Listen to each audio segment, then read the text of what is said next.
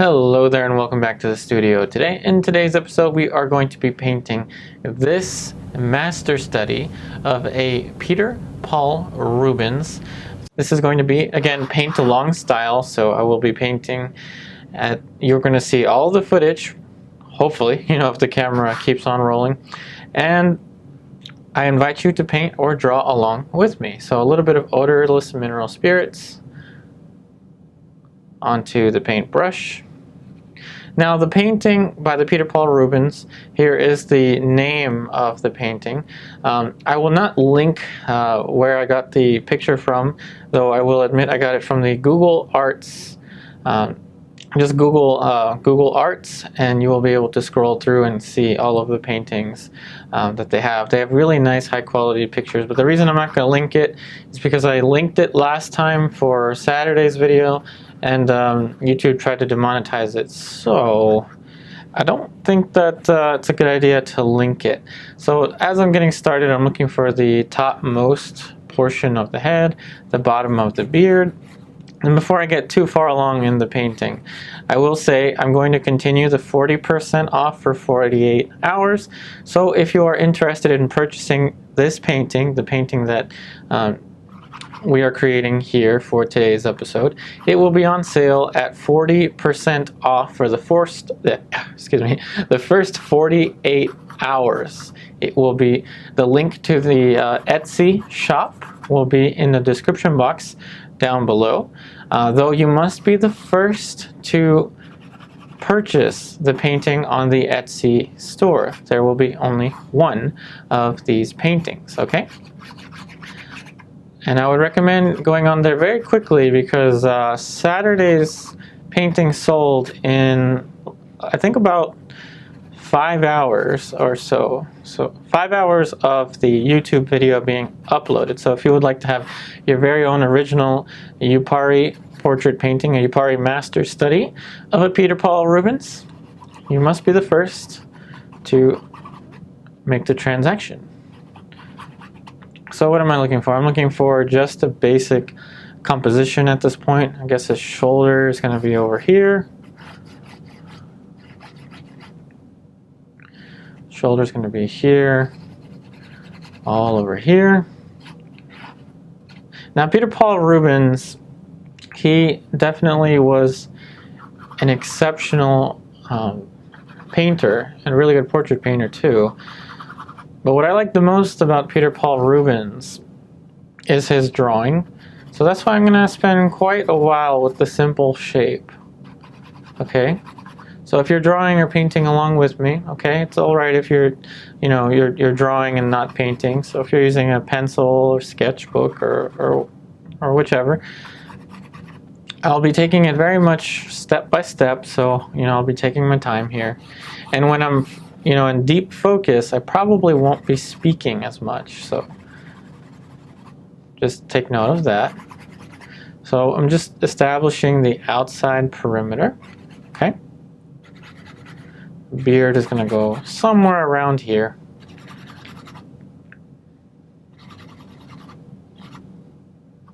Alright, so now we're going to put in a little indication for the axes of the eyes. Very simple here. And I'm working on a oil toned cotton canvas. I did tone it with oil paint, and I gave the tone enough time to dry. So we are working on an oil painted surface, so it really does grip the paint quite nicely. So now we're going to put in the concavity of the eye socket. And really quickly here, I'm going to focus on the main triangle.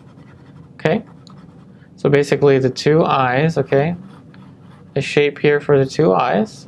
1, 2, and then down here 3. Connect the 3 points, you get a triangle. It is the most important in terms of the the drawing of the head. And now I will say, okay, this is a master study, not a master copy. It is an educational exercise with a painting as the end result. Okay. And I encourage you to follow along with me, paint with me. If you want to share your artwork with me, you can do so in my through my Instagram. You can just tag me on my Instagram or my Facebook page. So I'm taking quite a bit of caution here with the eyes. Let's put in a little mark here, okay? Little mark there for the iris. I'm going to do as much as I can with as little as I can.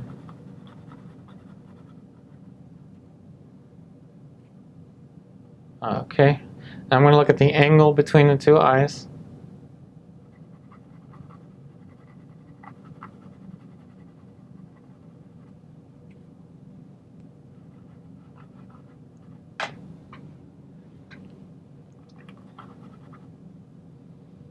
Okay, so now I'm going to drop a vertical from the tear duct here. Well, I guess the tear duct, I should make a point of where it is.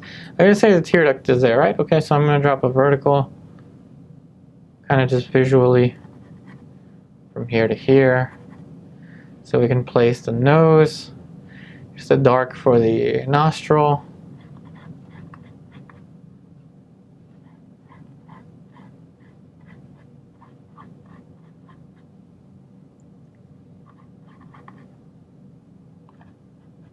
Okay, now the back side of the eye, back side of the concavity of the eye socket.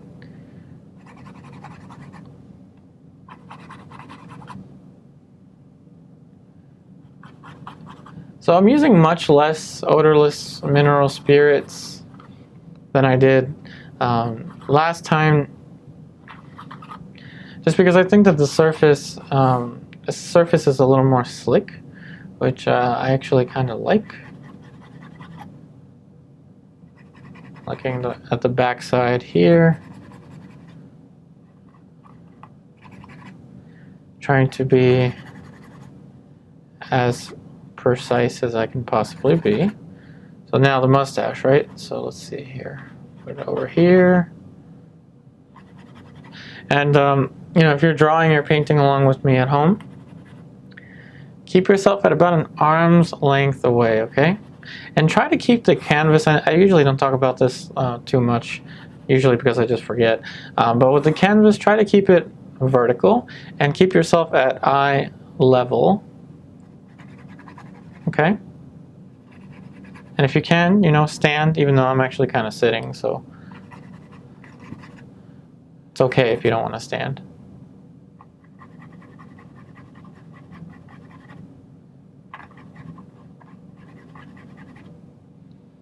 Okay, see how very quickly, with just basically two values, we're getting the image to emerge.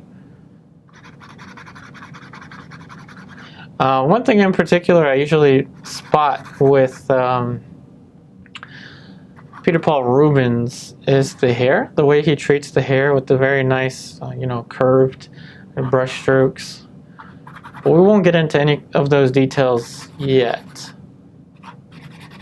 What's more important right now is the big picture.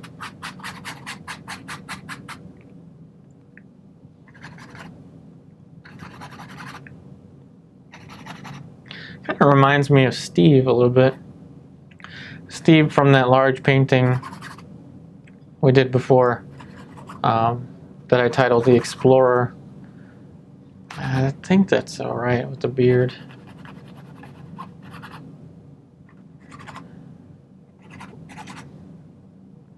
Now I see a little thing with the width, but I think we'll be all right. I think there should be a little more width here.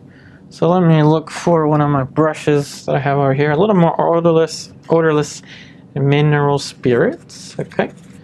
Just going to push this a little bit.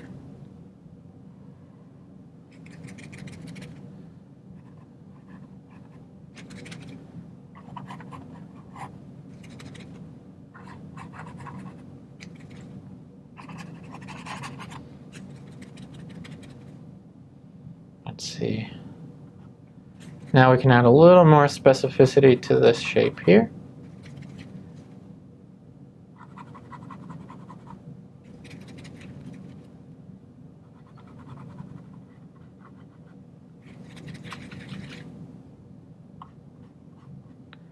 There we go. Now we're starting to get a nice shape.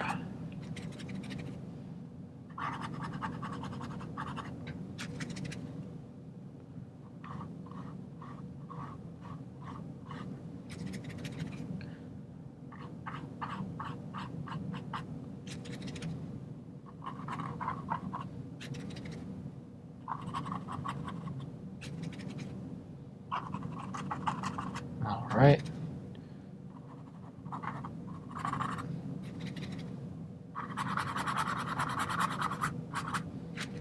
I think that's all right for the main proportions, but I think the eye, maybe we can push it a little further back.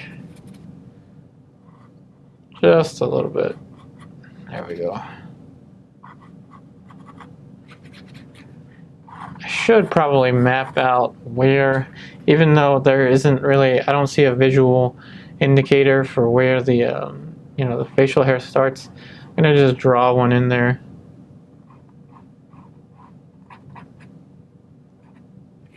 And the mouth would be somewhere over there.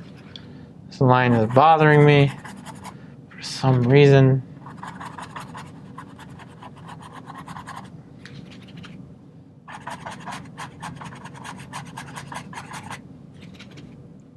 Now remember, this painting will be on sale for 40% off of my usual prices, okay? For the first 48 hours. And, you know, when it sells, I will do my best to update the description down below so that you know whether it has been purchased or not.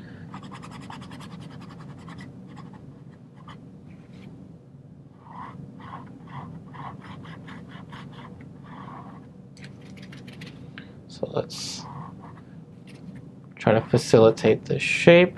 So the nose, I can actually make a little more precise. Now, is the nose too long? I don't know. I have to sit back and make that decision. I don't think it's too long, but it does need to, I think, go up a little more. And again, I'm not measuring, okay, I'm making all these decisions by eye. The purpose here is to use our techniques and try to learn from observing a master painting, okay? The purpose here is not to make a perfect copy, all right? Like I usually say, if my purpose was to make a perfect copy, what I would do is I would just get a picture, the picture of the photo reference, printed right onto the canvas, and call it a day. That's not what I'm after.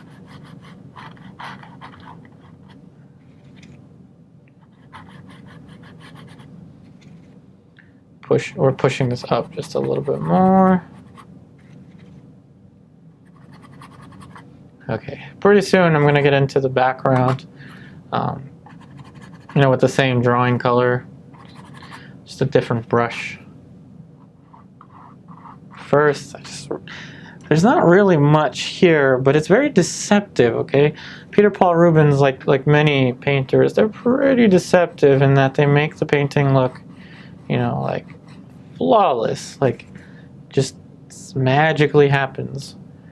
But I really do have to focus quite a bit of attention on the initial drawing.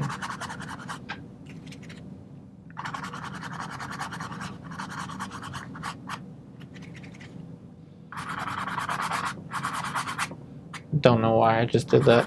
But I felt like kind of smudging this area here.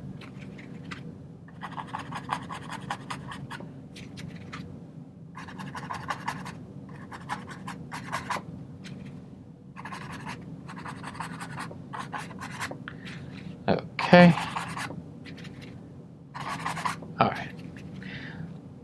Alright, so now I'm going to get a different brush and we're going to start to put in some values in the background. Let's get a different brush. Then I have story time. So when I'm usually filling in the background, I'll probably be telling you little stories about what's going on in my studio, you know, just things about life. So the first thing I want to do is give a shout out to Julie. To you, Julie, if you are watching today's episode. So Julie, Lucy, and I and her husband met earlier last week, and she purchased the painting of Natalia with the tall hat, and we noticed that she lived really, really close to my location, so we decided to drop the painting off directly to her. We went on Friday directly from the Hood group, the Hood portrait group, and thank you so much for the tea and the chocolate chip cookies. They were delicious. So again, I just wanted to thank you for your wonderful hospitality, Julie.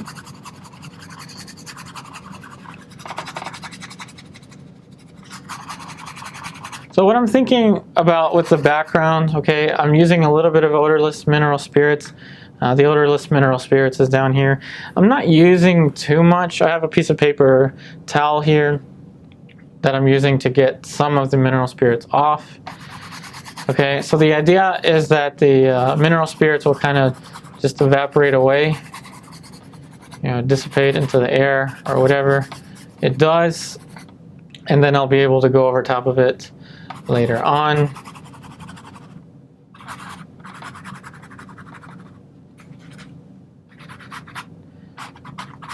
So this is going to act pretty much like an underpainting, with the advantage being you don't have to wait for it to dry completely.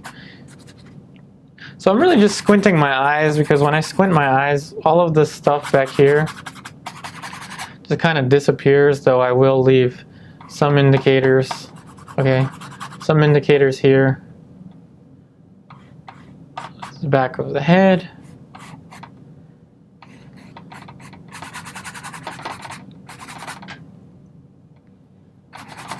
Then the dark accent here. And I think it's just so fitting, though, the tone that we're working on. The Peter Paul Rubens, it looks like he painted on kind of a gray, brownish, neutral background. So the tone, I think, is going to help, you know, when we start to go in with colors. But before going into color, I want to make sure that the poster image is as useful as possible. You know, you could spend your entire day, the entire sitting on pretty much just this stage. You know, there's no shame in that.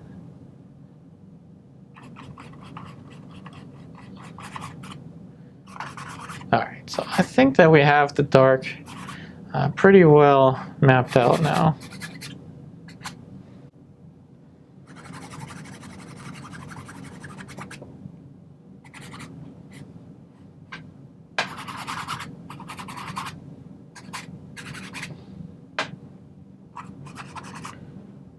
Alright, so what do you say we start to mix up some colors? So now I'm going to switch to another brush, clean and dry bristle brush. We're going to go into the flake white, the nickel yellow, yellow ochre, and I tend to go right for the lights, okay? And I'm not using any medium, okay? No medium. Alright, so, I don't know, let's see. Let's pick a plane, any plane. How about we start here? I just want to establish those bright lights over here too. Pretty early on. And I'm thinking of the big picture, okay? I'm thinking very much of the big picture. So a little bit of cadmium red. And if you're painting along with me at home, make sure you have the best quality oil paints possible. You don't need to have, you know, anything too fancy, you know, but it definitely helps in this stage. Okay. All right, so now a little more cadmium red. We're keeping the flesh tone mixtures rather simple. And the reason I'm not using any medium, you know, I may use it later on, but the reason I'm not using any medium is, you know, to have more texture to the paint. And I think lately it just kind of helps with the texture, the you know, the quality of the oil painting. So what I've found is when you don't use medium in the beginning, when you use straight up oil paint, what happens is when the painting dries, it fades less. So if you find that your oil paintings, you know, when they dry, in particular in the darks, that they just get a little too, you know, they start to fade in, you know, that's not a problem. Like I used to say before, just oil it out or use a retouch varnish and it'll be good. But it's just kind of nice when it doesn't fade, you know. So let me explain the flesh tones to you. So it's pretty much just a combination of the flake white, the cadmium red, as you saw, the nickel yellow, now a little bit of burnt umber to add a kind of cooler, darker note right into here, the bottom of the lower eyelid. Pretty soon I'm going to have to switch, or how about now? I'm going to switch into a different brush. See, I have two of them here, which I will probably get confused in the future. So just another half tone. So I'm kind of automatically mixing up the color value web, okay? So I'm not really, you know, trying to focus on pre-mixing the colors so much. With this one, or with, I guess, my more previous ones, I kind of just let the colors happen as I go. I think it just kind of saves me some time, to be honest. So the half tone for the side of the nose, it's going to be a little bit of a cooler note, so let's use the sap green, flake white, and by note I mean just the characteristic of the color with respect to the surrounding colors. So it's a little bit cooler. Now, even though the old masters, you know, they must have had fairly limited palettes compared to what color ranges we have today, there's still so much to learn in terms of color, especially flesh tone colors from the old masters. So I find myself using a little more of the alizarin crimson permanent for this little plane here on the side of the nose. Though I think it could be a little more red, so we're going to use the cadmium red, yellow ochre. Remember, still no medium. Not that there's anything wrong with medium, okay? You know, I use medium a lot. It's just, you know, I tend to change a lot. I tend to try, you know, different techniques. I consider myself an explorer when it comes to technique. I'm not so much of an explorer in real life. You know, if you get to know me, I tend to go to the same restaurants all the time. You know, I have the same workouts and stuff. So I'm not much of an explorer of the physical world, but in painting, I tend to always love to explore different approaches. So a little bit of sap green, a little more of the flake white for this plane here.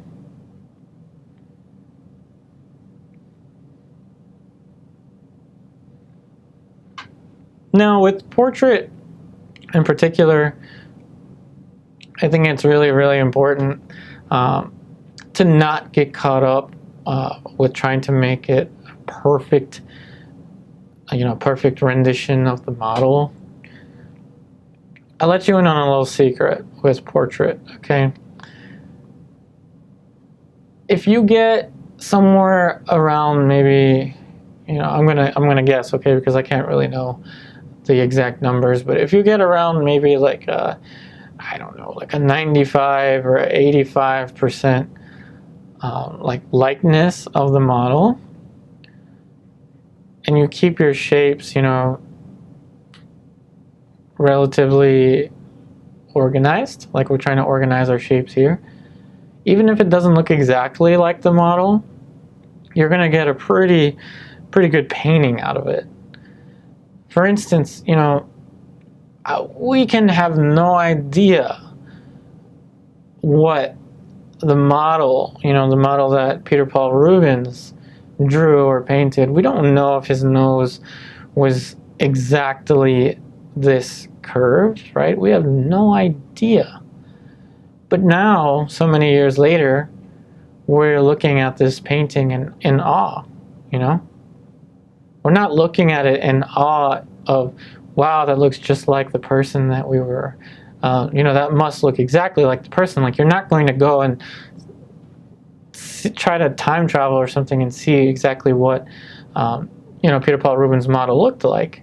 So try not to lose the art in trying to create, a pretty accurate picture, And I'm just kind of feeling my way around these shapes, okay? A little bit more titanium white and the nickel yellow. So the nickel yellow,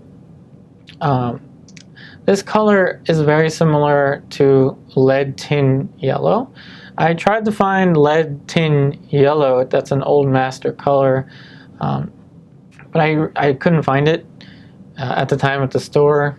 And I noticed that the nickel yellow looked pretty similar.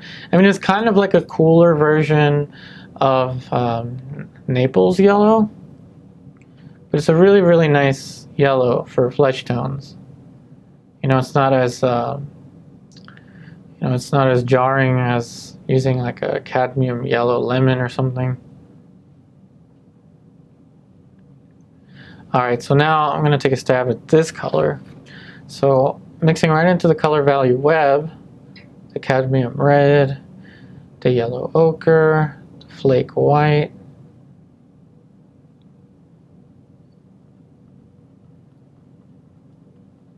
there we go. It's a little close, right? Not perfect. Burnt umber, cadmium red,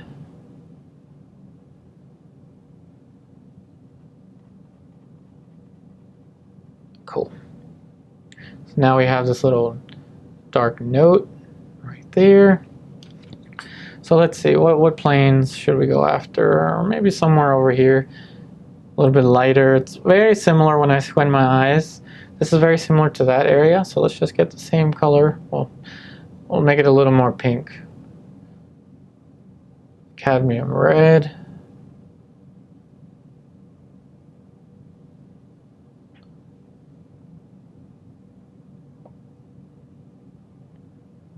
A little more cadmium red.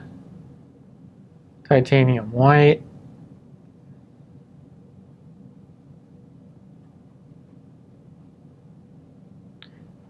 Cool. Now we're starting to get this shape, and I'm trying to follow kind of in the, the direction of the form.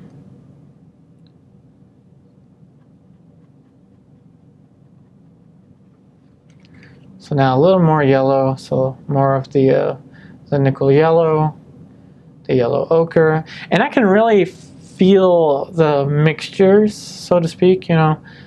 I can really see myself improving in my overall color mixing when I'm using thicker paint.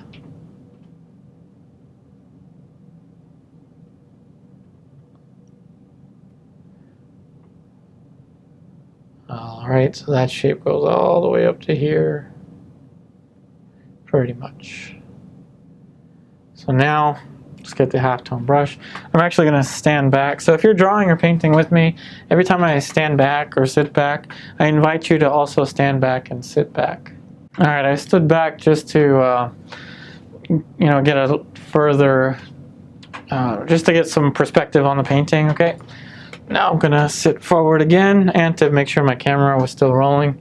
So yeah, it looks like we're getting kind of segmented here with the colors, so I should probably cover a little more quickly. So a little lighter here. So the nose, the wing of the nose has a little bit of light, so let's just get this cooler color. A little more light over there. See, now I'm starting to confuse the brushes. Okay, so this is the darker one.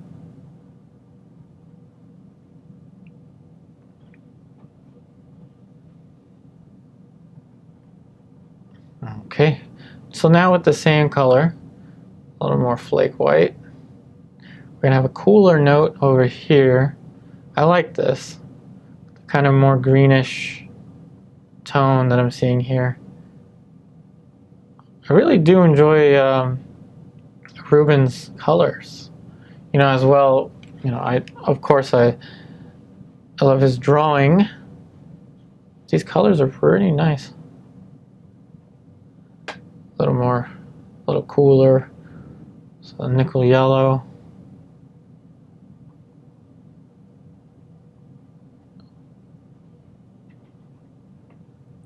So still missing a little bit of the warmth down here. So a little more cadmium red into the middle tone region of the color value web.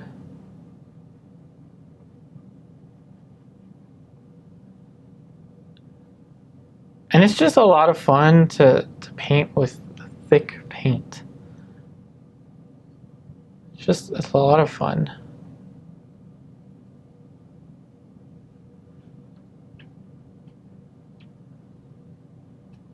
And I'm looking at it plane by plane.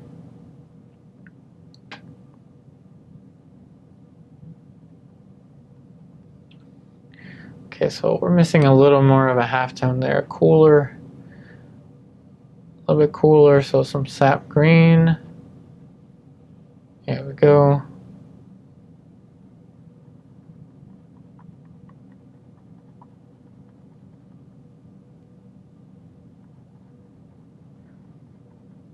So this is the part of the painting where I'm probably going to be a little more quiet.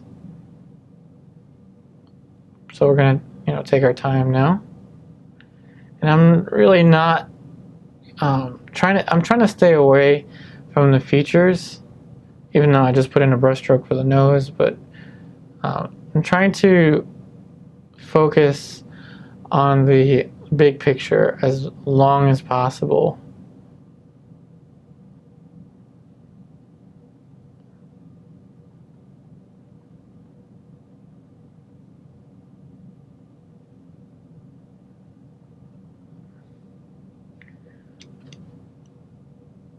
So it's going to be lighter and a little cooler over here.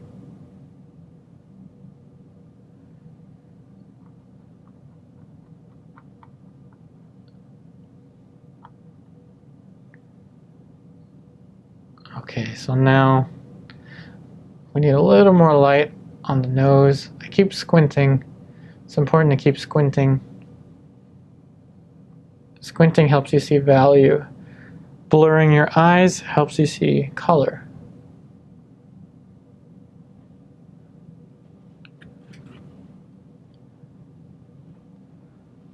So we're gonna make this a little cooler.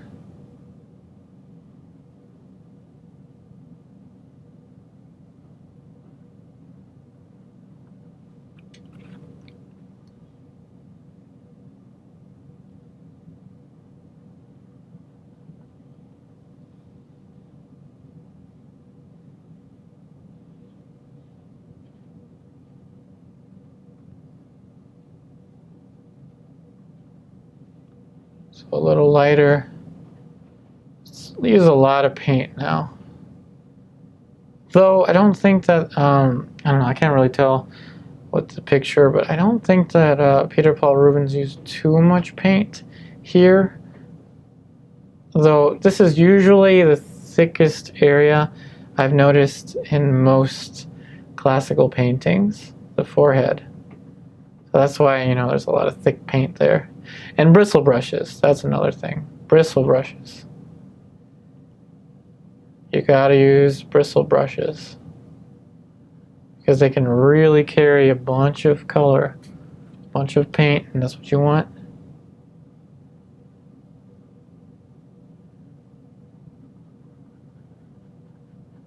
Speaking of bristle brushes, these that I've been using for the past however many episodes are lasting quite nicely.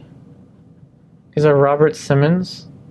I have the links to the Amazon.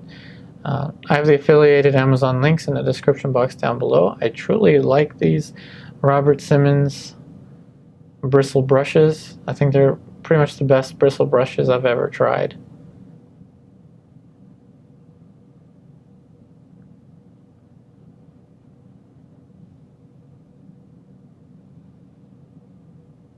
Just gonna get a little darker up here. And if you would like to, you know, talk with me in real time, you know, like exchange messages in real time and such, you can do so through my Patreon. If you would like to support us on Patreon, we're also getting ready to do our first live stream on Patreon as well.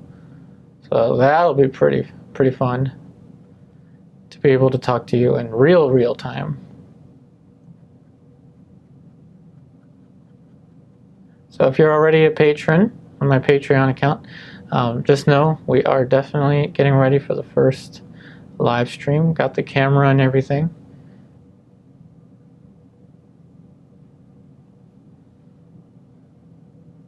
Alright, a little more light over here.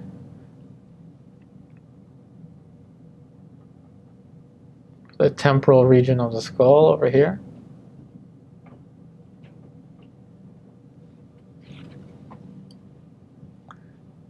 A little more sap green.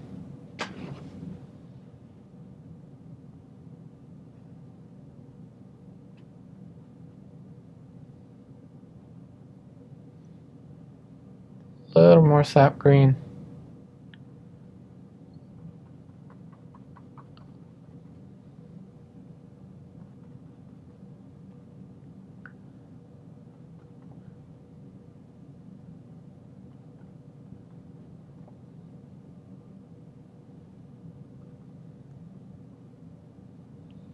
And now much darker and warmer.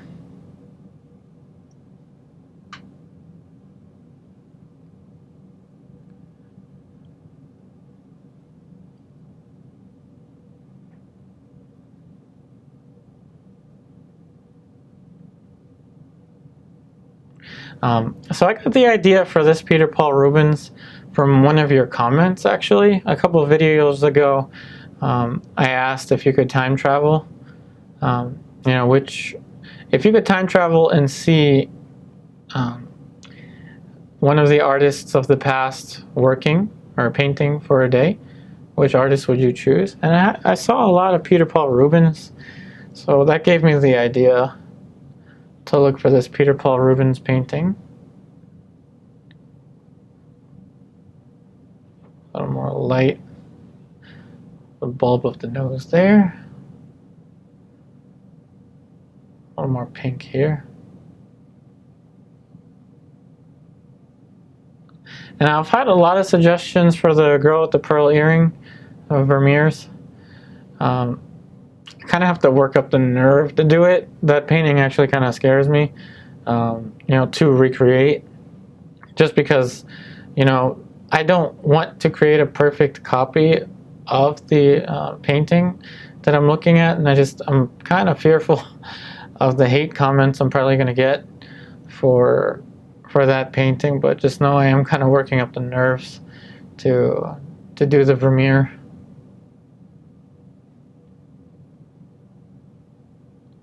So we're pushing the warmth over here a little bit more.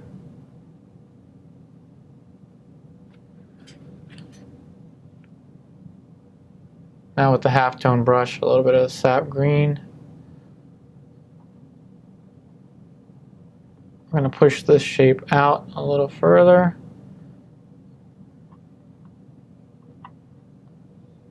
A little more titanium white.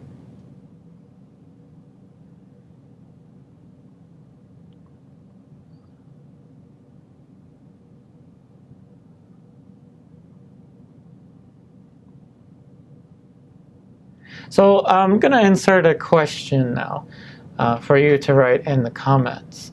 So I already asked if you could time travel, which painter would you like to see working for a day? But now, if you could ask any of the painters a question, any of the old masters, any question from the past, what would you ask them? So for instance, I gotta think about my question. I would probably ask Sargent a question, just because I don't know, John Singer Sargent's one of my favorite painters of all time. I would ask him what his favorite tube of paint would be. For me, my favorite is definitely the alizarins. Alizarin Crimson Permanent, just alizarin Crimson. I would ask him what his favorite paint tube or color, on his paint palette. So what would you ask? Would you ask Leonardo da Vinci something, or would you ask Peter Paul Rubens something?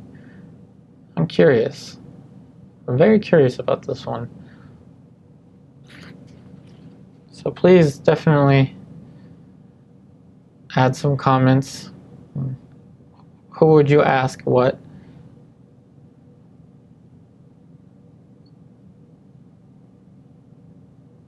Another interesting one would be Monet, definitely, because all the colors on his palette. Would he have a favorite?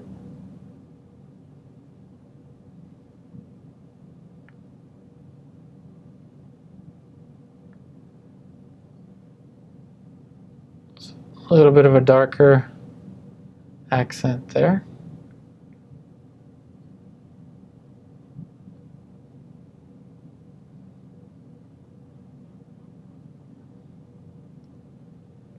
See, I'm very slowly working my way up towards the features, but still not entirely ready yet to put in too much information into the features.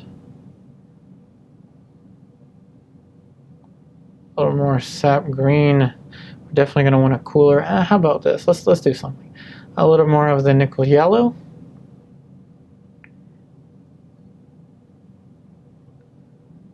That just was not a good idea. I'm going to put a little more of the alizarin yellow ochre.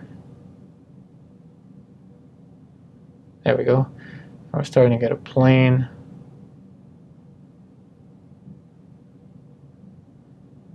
Notice how I have two little color value webs here. So this one is kind of for my cooler colors. These are for my warmer colors. And notice how I'm working in the lights. But the first thing I did was I established this darker tone. And already, I don't know if you notice it. See this? I mean, it's still kind of, wet, but the odorless mineral spirits just kind of just evaporate or whatever it does.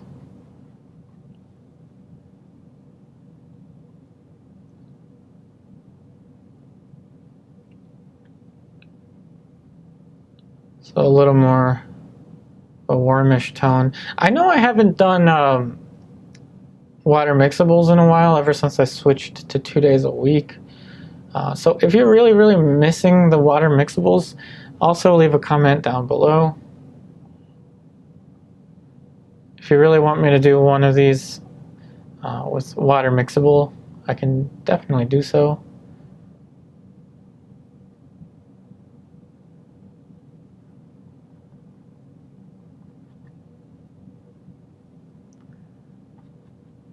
Alright, so I'm going to stand back, I'm going to sit back, and so if you're painting along with me, or you're drawing along with me, make sure to stand back as well, or sit back. Now I confused my brushes. Which one is this? This is how I'm gonna, okay, this is definitely the lighter brush. So, a little more titanium white. I'm gonna sit back one more time just to make sure I hit record. Okay. The nickel yellow.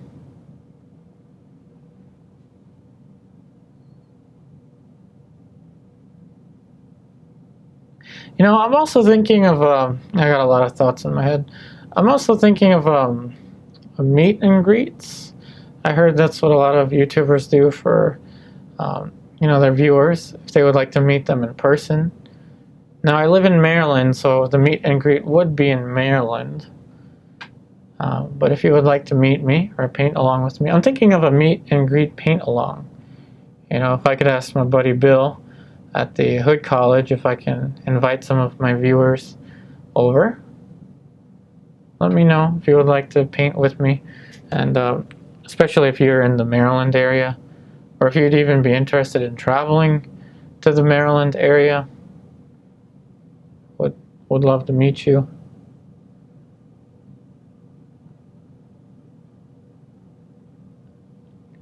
Now we're putting in a little more of a dark tone here.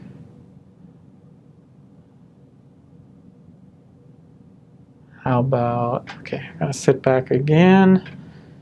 Missing a plane here. Cool.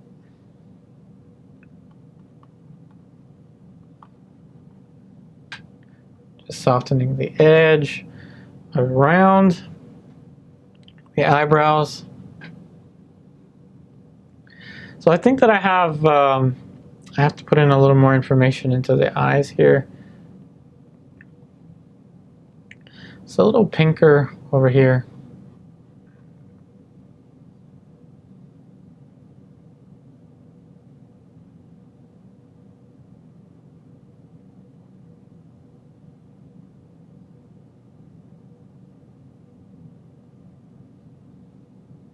Still kind of avoiding the smaller shapes. You know, I think this is also just much faster, to be honest, working in this way. But it also kind of helps you see everything all at once. So we're making the paint much thicker up here.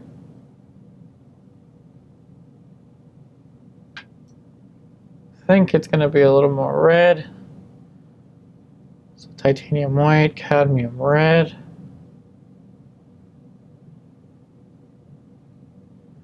All right.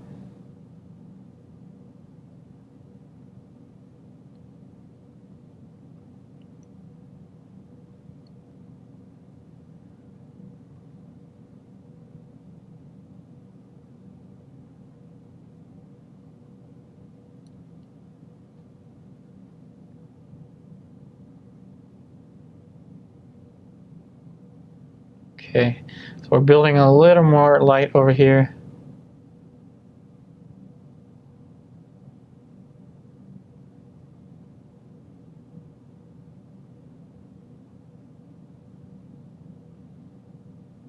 Okay, so a little more, it's the nickel yellow. Now we're really starting to build the texture, more flake white.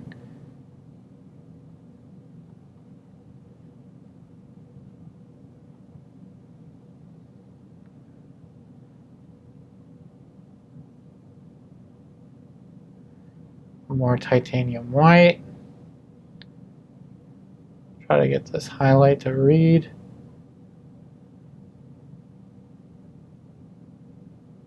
Very thick paint.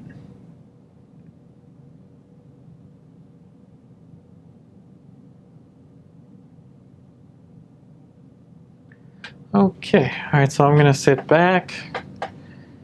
All right, now I'm definitely gonna have to get into the smaller shapes. So tell you what, I'm going to put these larger brushes aside for a second. Where's my brush? Okay. I have some smaller brushes here. So now the color of the sclera, okay? If you know what colors I'm going to mix for the sclera, go ahead and comment down below. Alright, so I'll just tell you. So I'm going to use black and white and a little bit of flesh tone. Black and white and some flesh tone. You don't want it too pink. You don't want too much pink in the sclera, if you know what I mean.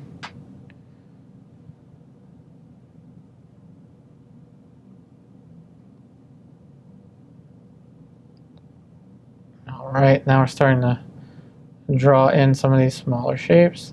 See how it kind of pays off to, you know, think about the big picture first. Okay, so now, this is going to have to drop a little bit. That's okay. I'm going to make it a little darker.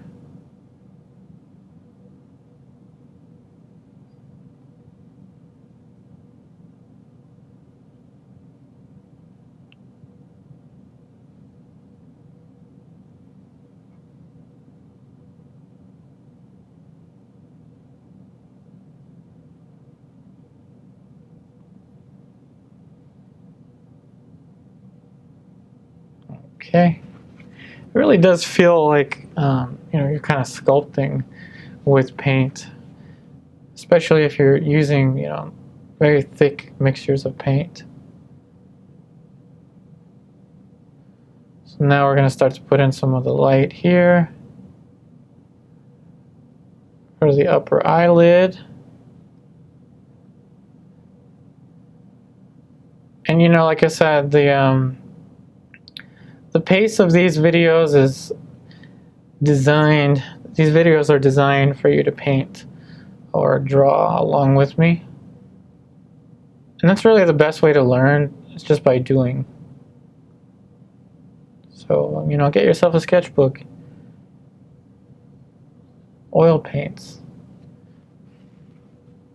Acrylic paints. Watercolors. Whichever paints you want.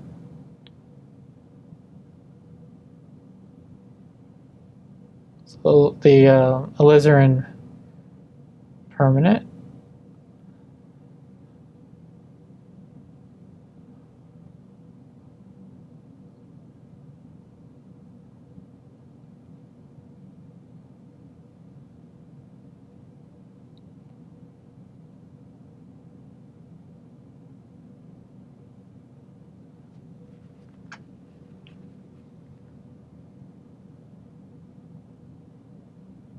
A little more of a dark red. Okay. So a little bit of a cooler color.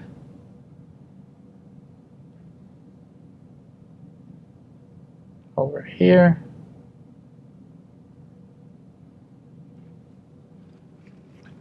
Sitting back. So the lower eyelid needs a little bit of a glimpse of light here.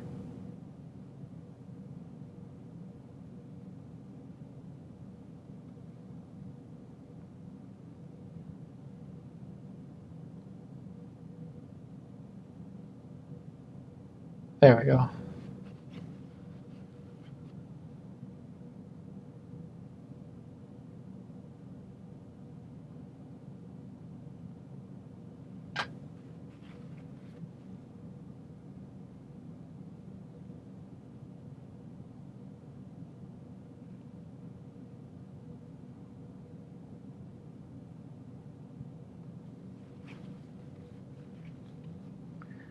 A little bit of sap green.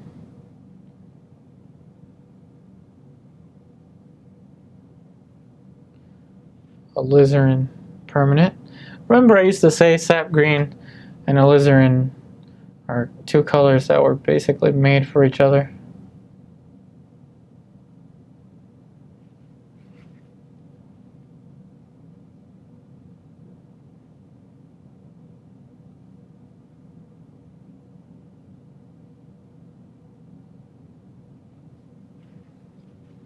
So I'm kind of just using the paper towel to just pull some of the paint off.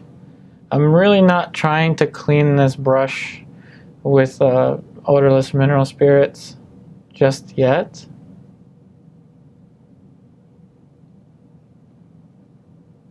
Because again, I want the thickest combination, or the thickest consistency of paint I can possibly get.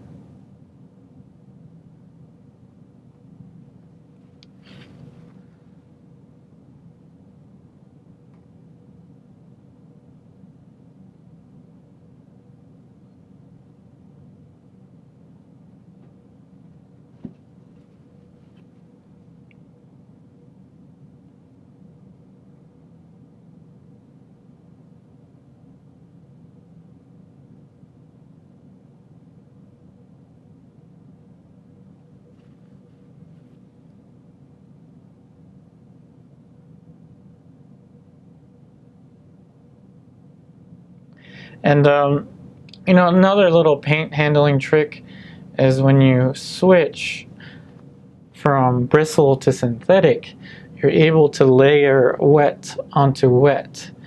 It will seem as though you're working over top of a dry painting. That's how nice this transition is. So I'm going to use a smaller brush, burnt umber, cadmium red.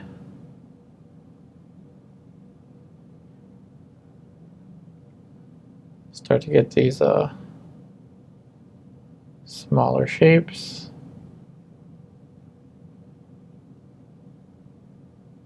And this also helps with the archivability, is that even a word? But it just makes the painting more archival, really, if you don't use too much medium, especially in the first layer.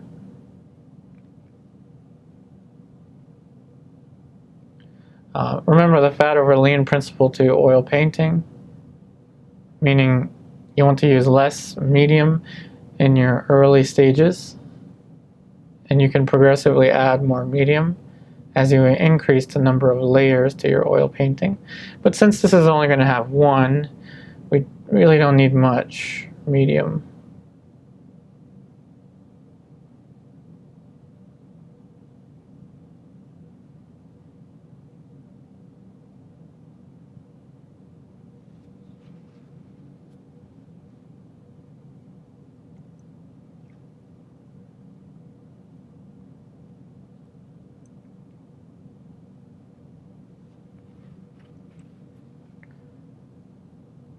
So it's going to be a little bit lighter and a little more cooler.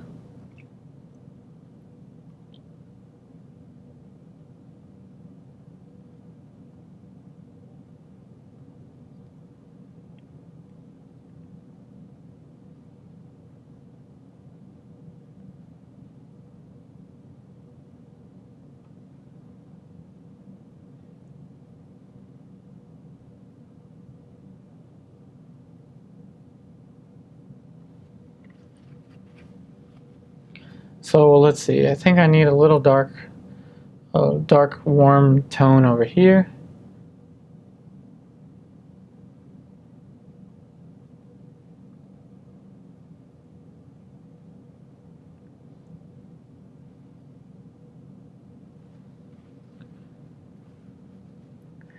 Alright, I'm going to sit back.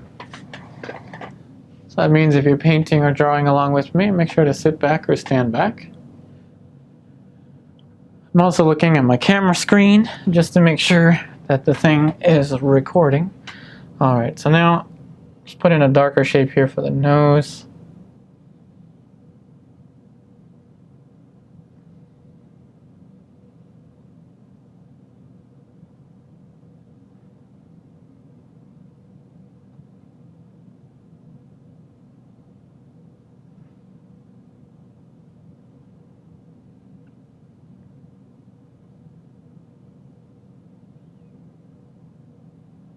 Now we're starting to layer, okay, with the softer brushes. What did I just do? Okay, this is supposed to have only dark mixtures, so I'm going to switch back to this brush. Yep, I get my brushes confused all the time. So a little more pink. This is a very difficult color to pinpoint. It's warm, relatively, but it's also kind of dark. It's not a generic. This is a very interesting color on the side of the nose. So let's try this, okay? The in the middle tone region of the palette, the cadmium red, the yellow ochre. Okay, let's just take some of this darker color here.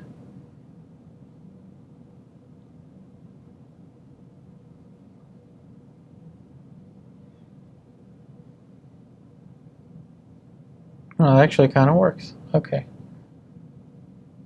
I also just abstract these shapes in general. I mean, this looks to me like a kind of like a hand. This shape here, like the side of a hand, going like this.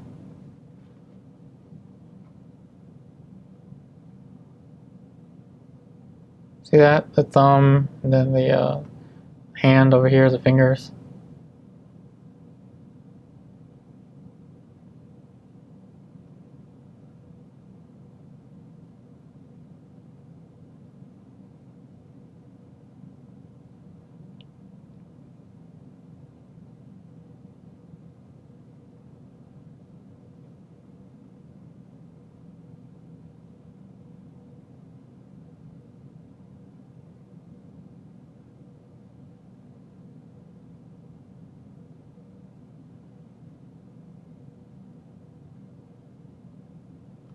Alright, so with the same brush, just going to clean it off a little bit. I'm just being lazy. I'm gonna get another one.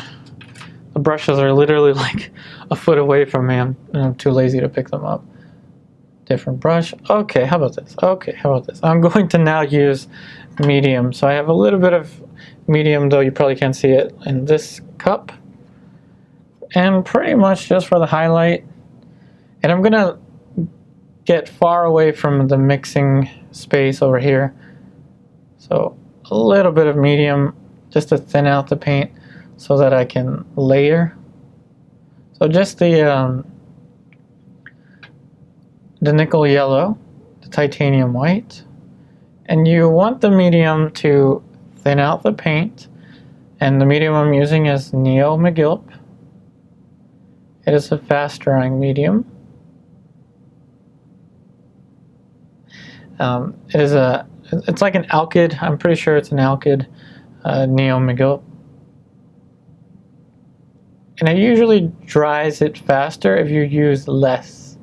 You actually really don't need too much of the medium to get the paint to dry faster.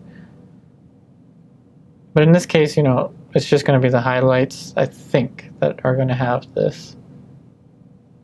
Who knows? I might end up using more medium later on. So we're going to have kind of a warm pinkish highlight over here. Okay, alright, I'm going to put that brush aside. We're going to keep working these shapes here.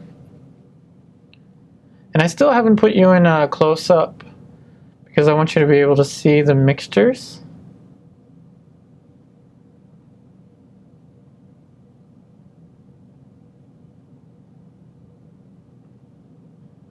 A bit darker over here. And there's another shape over here.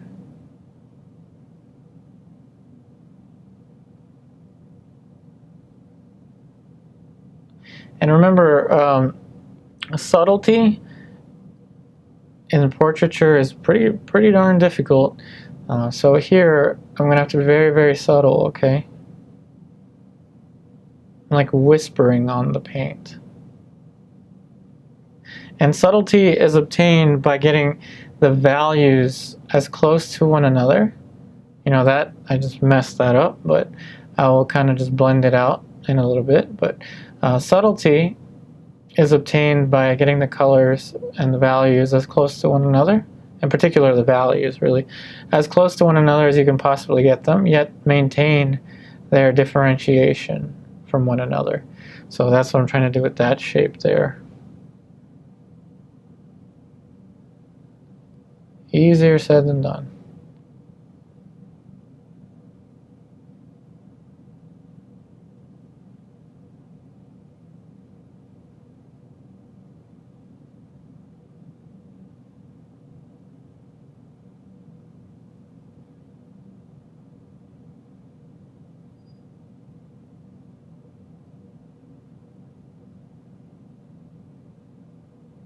Alright, so now with the same brush, I'm just going to clean it off a little bit with the paper towel. And we're going to take a stab at the iris, the color of the iris. Burnt umber and yellow ochre. A little bit of sap green. Let's try this out.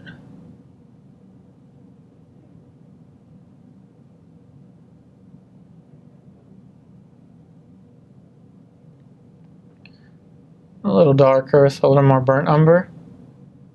Ultramarine blue.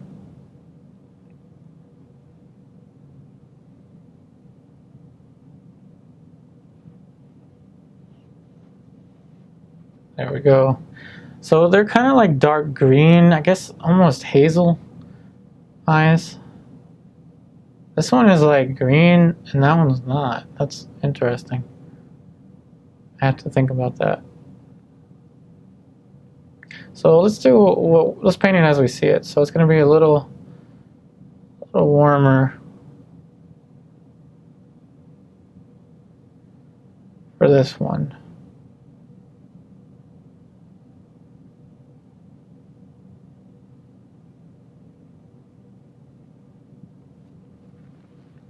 There's a little bit of light over here. Not the highlight just yet though.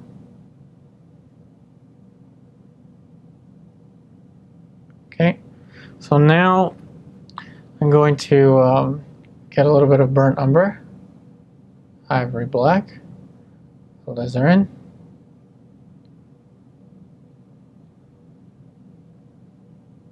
for the pupil.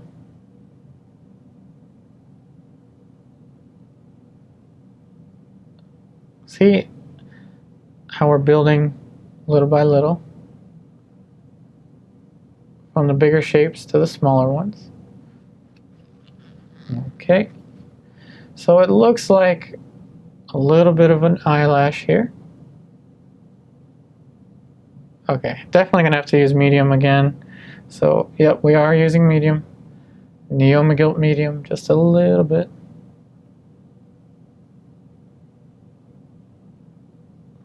There. Tiny, just a little bit. Now we're going to use the other brush, the highlight brush.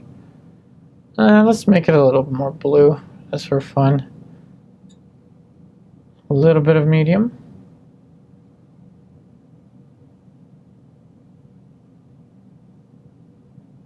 One highlight there. One little tiny highlight over here. Okay. So now how about the eyebrows? So first thing I'm going to do is soften the edges surrounding the eyebrows. And I'm going to stand back just to make sure the camera is still recording. Alright, so it looked like the camera was still recording, so that's a good thing. So I'm just going to soften the edges around the eyebrows. Okay. And you want very, very soft edges around eyebrows. That's almost always the case that I've noticed with these master studies.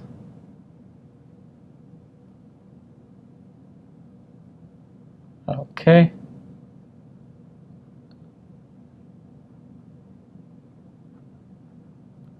This is just a reoccurring thing that I've noticed with a lot of painters.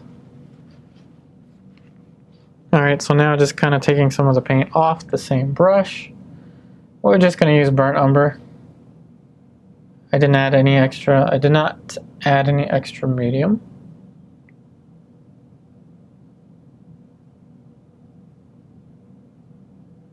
Okay. Now we're putting in the indications for the eyebrows.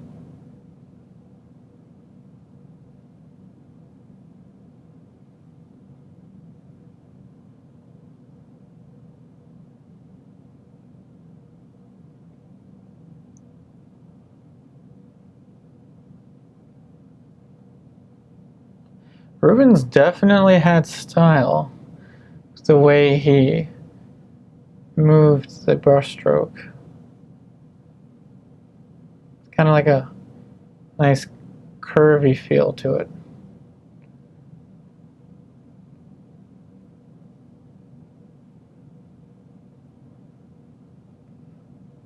And remember, I'm just using burnt umber for the eyebrows.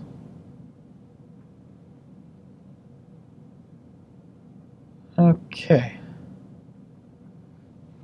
All right, so when I stood back, I noticed something strange is going on there.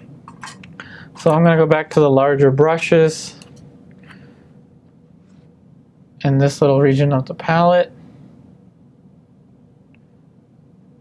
Just kind of connect these shapes to one another. Lighter brush here.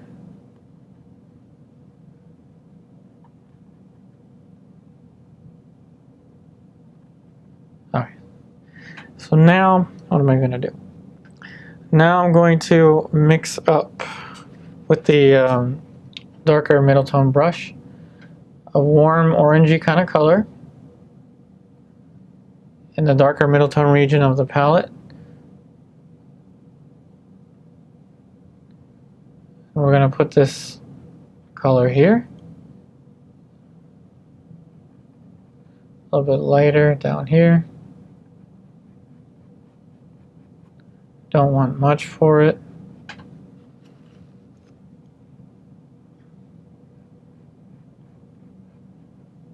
And if I go too far, I'm going to make it look like he has lipstick, which I'm pretty sure I don't think he had lipstick on.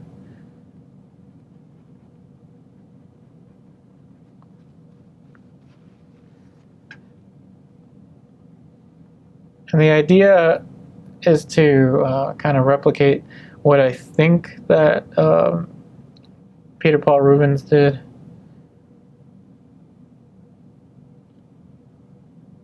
Which is paint the mouth. And while it's still wet, it looks like he went right over top of it with the color for the facial hair. So that's what we're going, that's kind of what we're building up to. You know, it looks goofy right now, I think. I mean, the painting looks a little goofy. But you'll see what we'll do.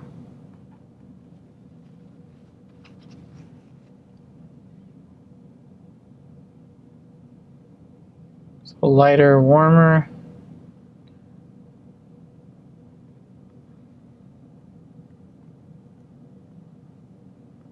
Over there. Okay. All right. So now what I think that Mr. Rubens did was paint. So I switched brushes now. Was paint in the mouth like this first, and then the facial hair over it. But before I start off with the facial hair, I'm going to try to mix the color. So it's kind of yellow, I don't know, brunette color, blonde something, I don't know, burnt umber, yellow ochre.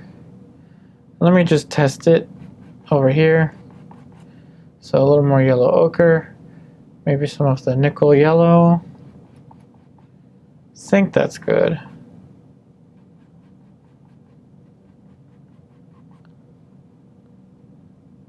So now that we have the color, I'm going to put it in very gently. Is that too green? That might be too green. So a little more of the nickel yellow.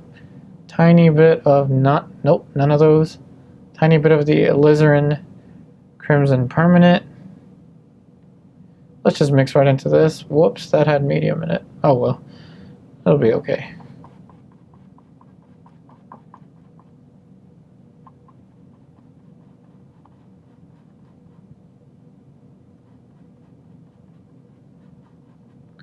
Okay, I think that's the colors that I want. So now I'm going to try to remix that. Yellow ochre, burnt umber. You know, I probably could have just used yellow ochre and less burnt umber. I think that would have done the trick. Yep.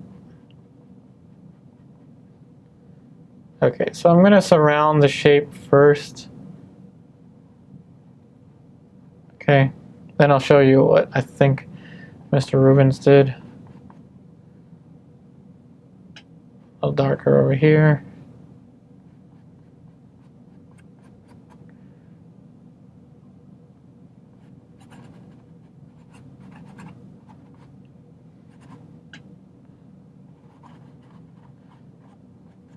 So let's just soften this edge around here. Okay, so this is what I think Peter Paul Rubens did. So I think he probably got a separate brush while this was still wet with a thinner application of paint. So I'm going to use a little bit of the medium in the color here, just maybe a little bit lighter of the facial hair. Let's see. I think that's what he did. He went over while it was still wet. That looks pretty neat though. I wish I had known this with the Steve painting. That looks a little more believable, I think. A little more medium. So you want the medium, or you want to use thinner paint over top of thicker paint, like I say numerous times, because thinner paint tends to stick onto thicker paint.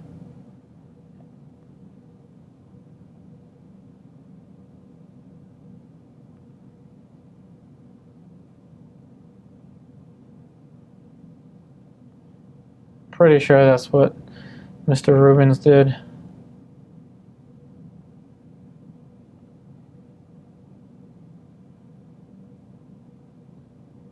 Okay.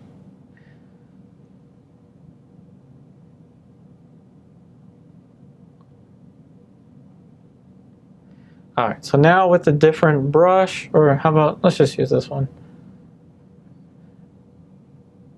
The burnt umber. We're going to look for those stylish brush strokes that Mr. Rubens left. Pretty cool.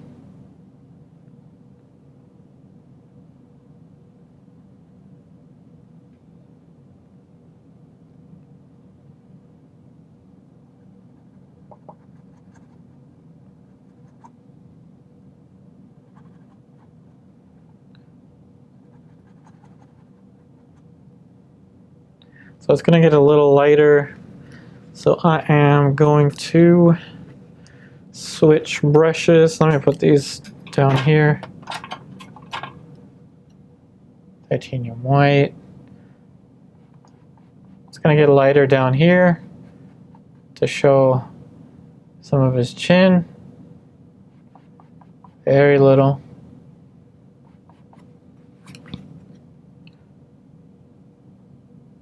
So remember, this color is pretty much mostly yellow ochre, I think, with a tiny bit of burnt umber. A little more burnt umber.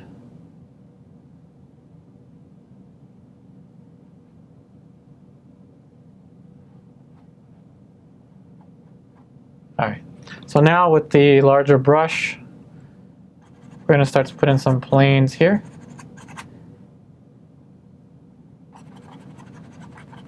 For the facial hair.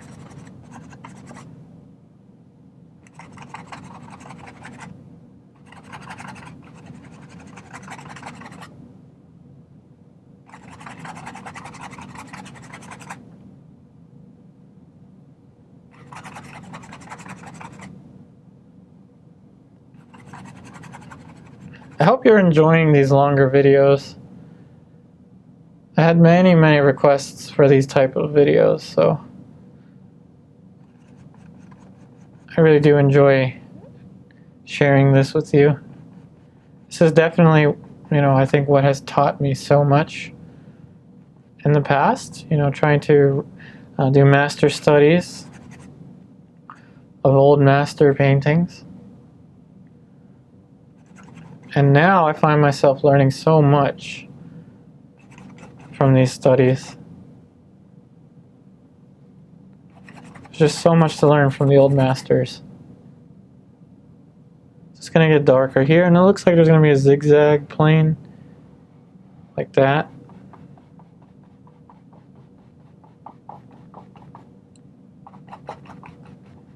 No medium.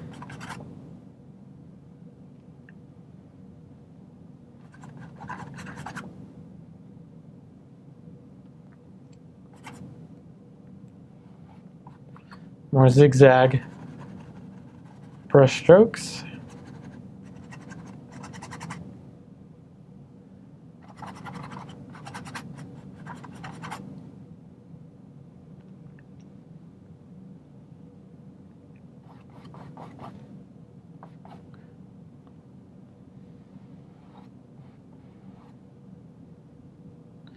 Another thing I'm starting to notice between painters, doing these master studies, is the amount of patience. I can feel their patience almost. It's kind of strange to think about the patience they had with these paintings.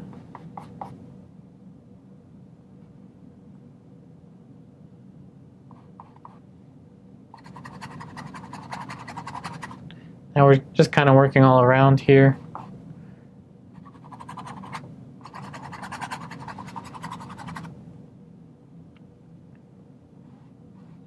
Trying to get those stylish curls.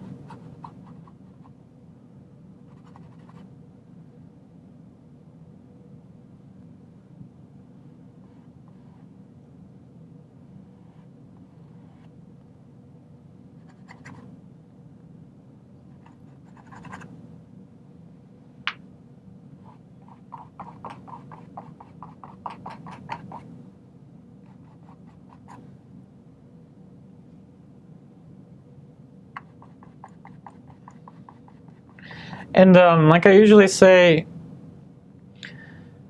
I feel like the style, the look that each painter presents in their work is almost always individualized.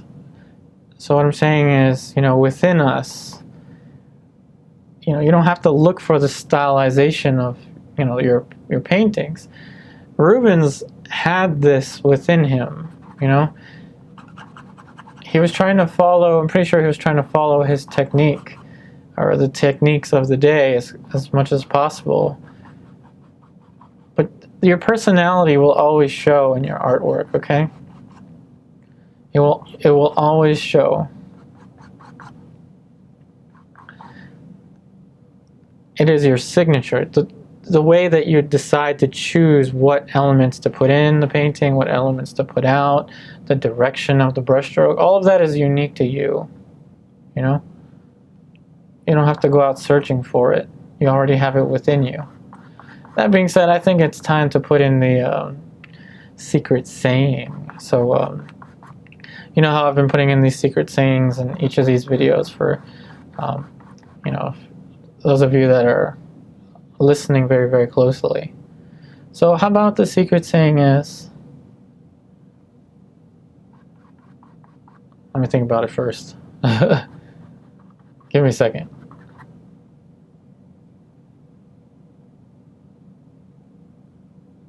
Alright, so the secret saying is going to be, alright, are you listening? Put in hashtag natural born artist. Hashtag natural born artist. That's the secret saying. Because you are a natural born artist. We all are natural born artists. The technique that we want to portray, the message that we want to portray is already within us. All you need is the technique in order to communicate your message.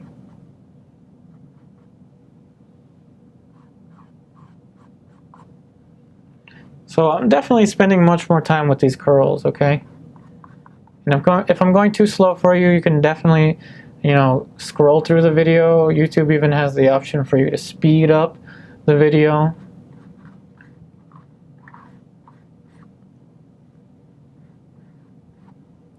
That hairstyle, though. I like this hairstyle.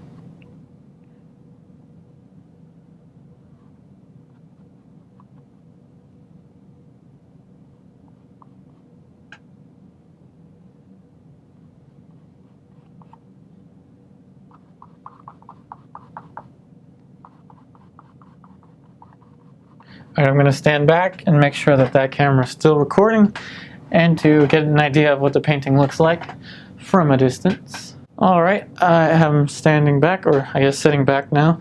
It looks like it's going alright. So again, just bear with me.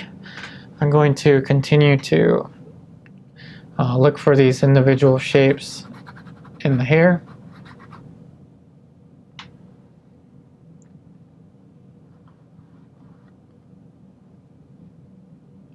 So remember, this painting is going to be on sale for 48 hours.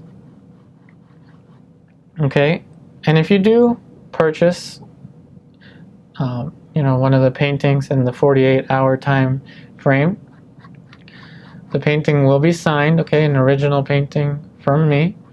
But I will also write on the top over here, I will write after. You know, if it's a master study, I'll sign it Yupari, the date 2019, and then after Peter Paul Rubens up here. You know, because that's just the way things are done.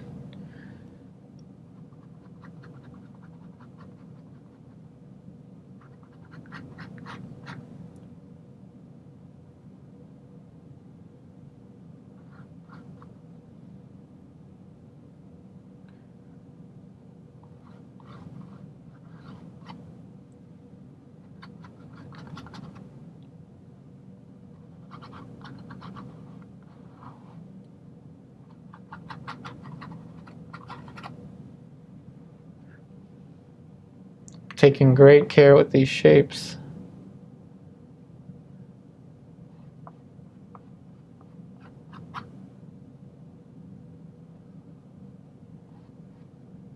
Every single curl, okay?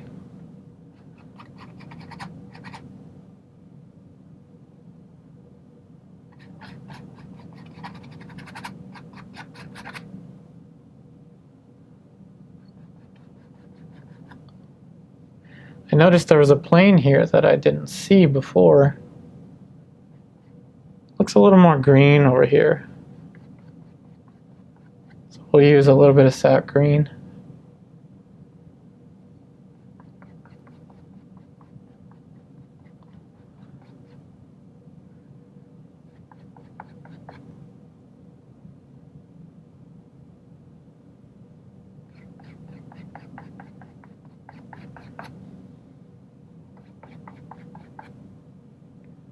I'm just full of questions today.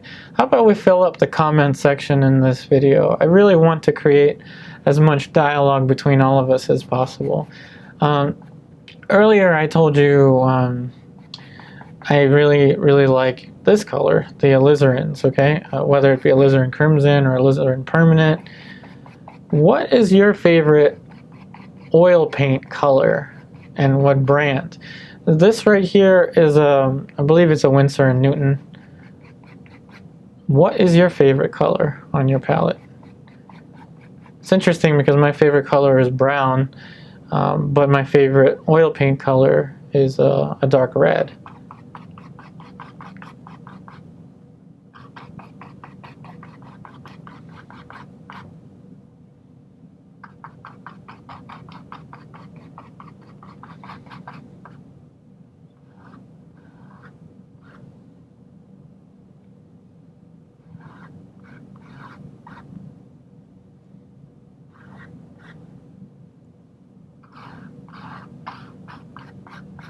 And now at this point, this background, the burnt umber definitely faded in.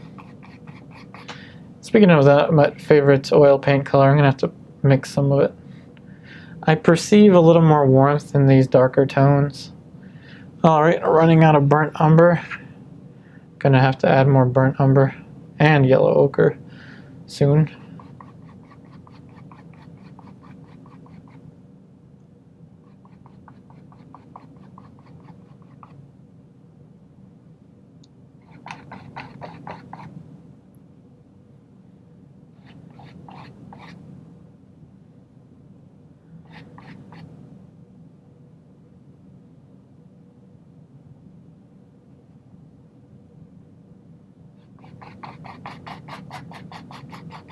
Alright, so I have to add a little more paint, and I also have to swap out a battery.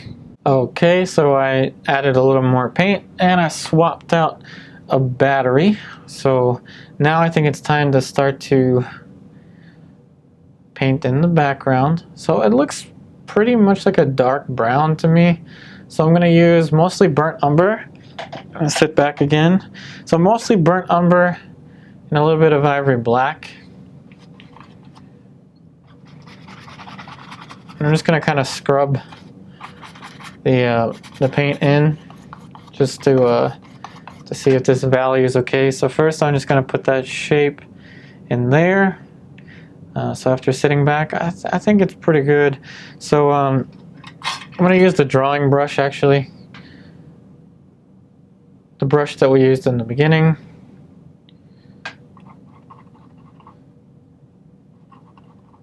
And we're going to put in this contour. So I see a little discrepancy there. I think I need a little more of a shape. So a little more yellow ochre into this mixture here. And over here.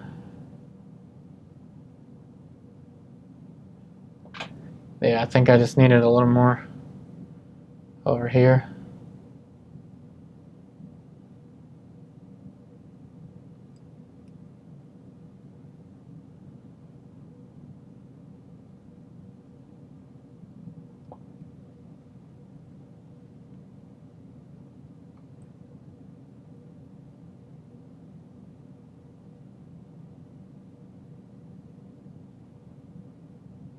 Alright, so now I'm going to get a, if I have one, a clean and dry synthetic brush. Here we go, just to reduce glare a little bit. There we go.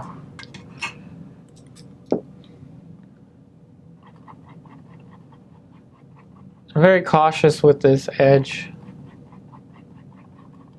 So I'm going to get the brush that I used for the hair. Once I find it, where's my brush? Okay, there's my brush. I think this is the one. I don't know.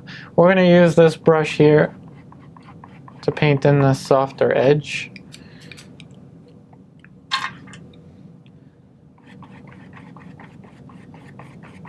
Gotta be quite cautious with this edge.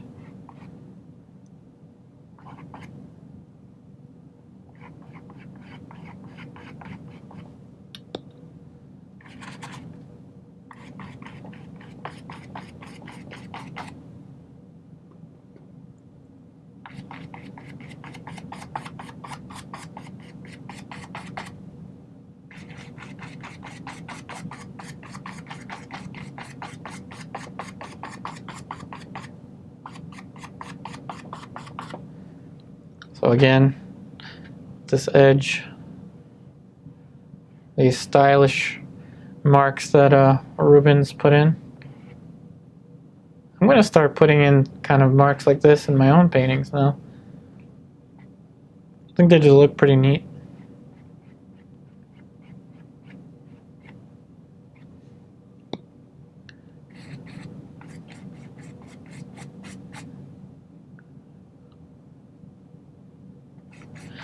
I kind of like the look of this, the tone that I put here, but I may just put in a few little marks there later. But I try to keep a vignette as much as possible. I just like the way they look. Burnt umber, more ivory black. And remember, vignette just means the areas that you leave less finished in the painting to complement the areas that are more finished. So, you know, this complementing these areas.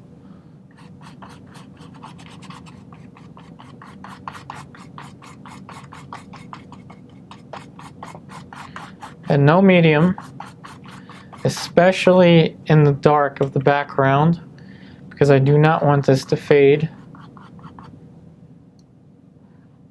I mean, I don't want it to fade like at all when it dries. A little more burnt umber, ivory black.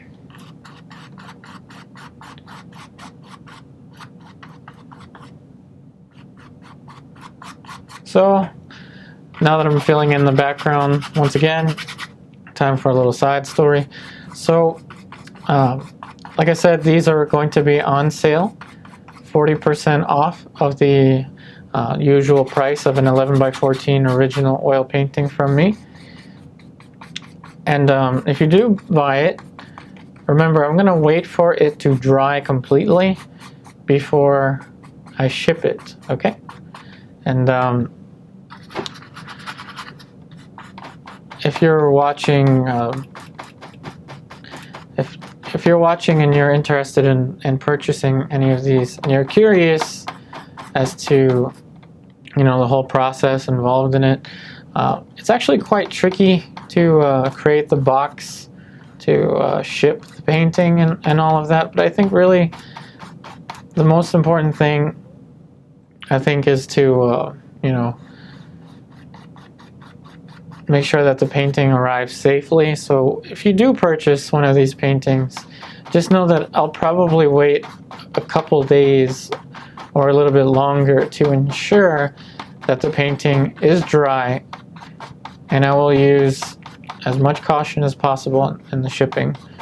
So in case you were curious about, you know, shipping a painting that was literally just painted, don't worry. I won't ship it while it's wet.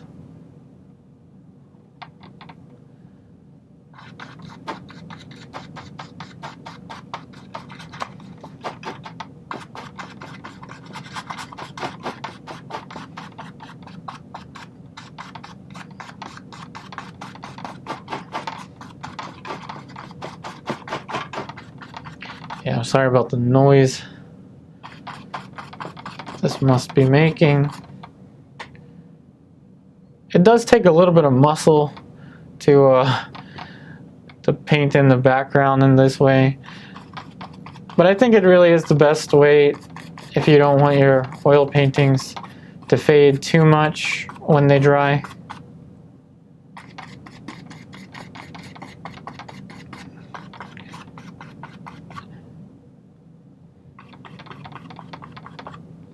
Thinking of this edge. So I'm going to paint in one of these curls. Again, because I'm really concerned about the edges.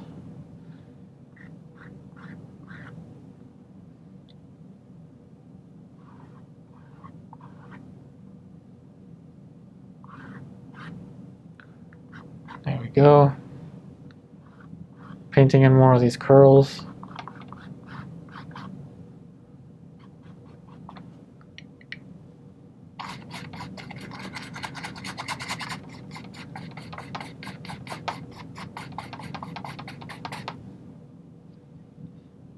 It gets darker under here. And a little trick that I like to use is to make the darks warmer, so more alizarin permanent. I don't know, I think it just aesthetically is a little more appealing when the darks are warmer.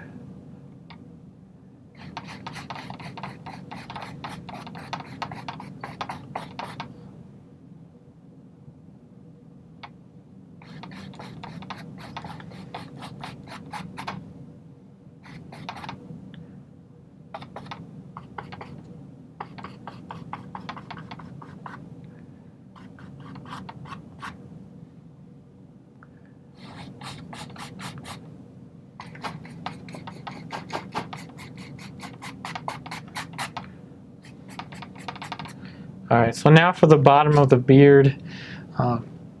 what I'm going to do is put in a little more of a transitioning tone here. So a little darker.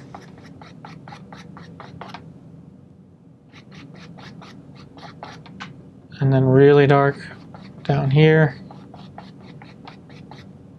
You know, just so the beard has form.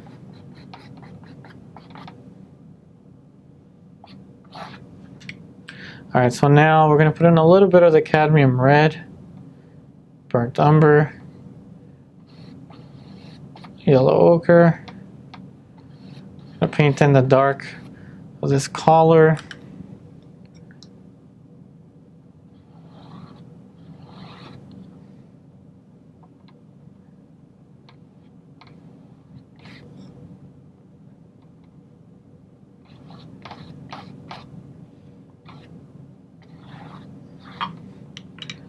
So a little more of the reds, the burnt umber, yellow ochre.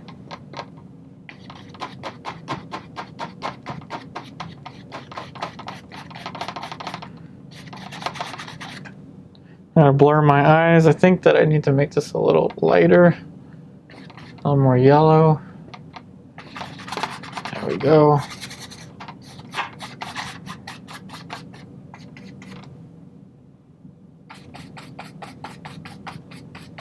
I'm going to do my best to let the tone underneath show through. So it looks like there's an underpainting underneath, which there pretty much is with that burnt umber drawing that we did. There goes one of my brushes, just fell onto one of my ongoing paintings. That's awesome.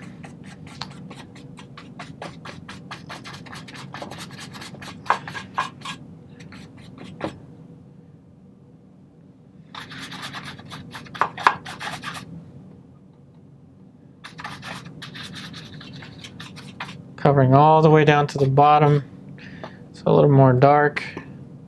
I'm gonna paint in some of these folds.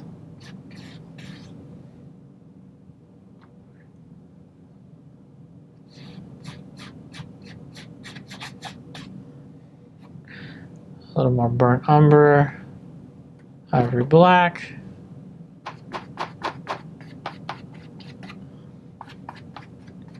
Get that to fade down. A little darker, so a little more alizarin, the ivory black. Really trying to get this dark shape. And it's dark over here too.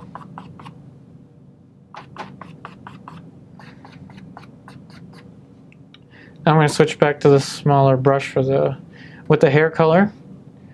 There's little tiny glimpses of hair over here. Now we're starting to get the look that we're after. So I enjoy these little glimpses of light back here.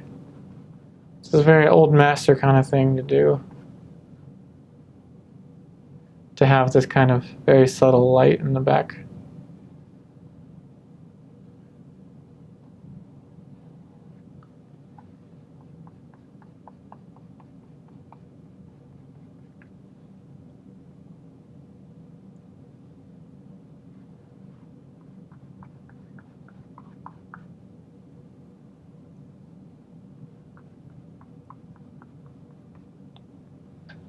So I'm going to sit back.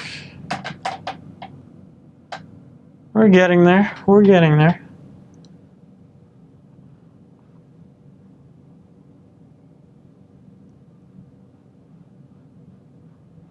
And of course, we're revisiting the hair.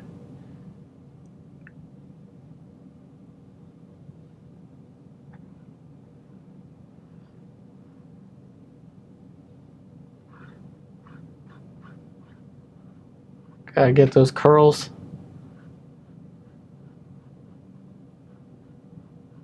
You ever wonder, like, the stories involved in the paintings? I mean, not the narrative of it, but, the sitter for this painting, for instance, did he wake up in the morning and curl his beard and curl his hair, in anticipation for sitting for Peter Paul Rubens. You know, you ever wonder?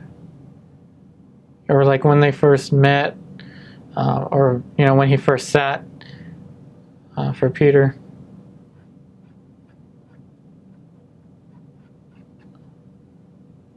How they came up with the pose and all of this.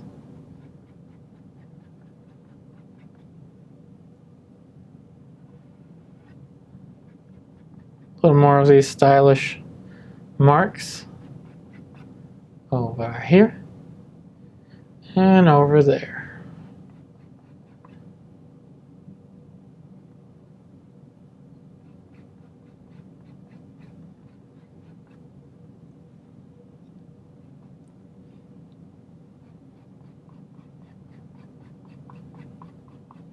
Alright, so now we're definitely going to need a clean and dry synthetic brush.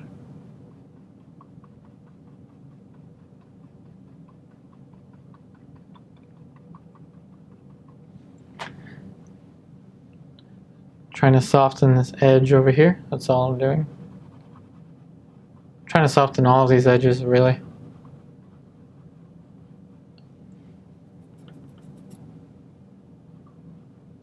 And I just kind of dry clean it. To be honest, I'm just rubbing it on my chair just to dry it.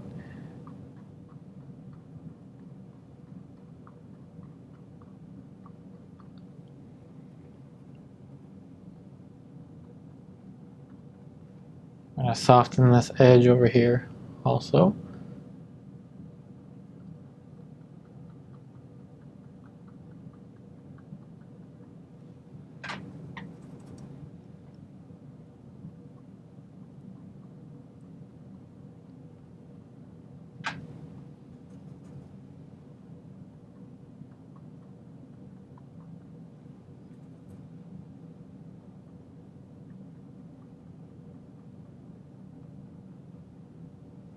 Also, in the comments, if you would also like to request, you know, other master studies.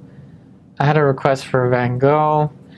I had a request for, you know, the Vermeer I was talking about that I have to get the courage to do.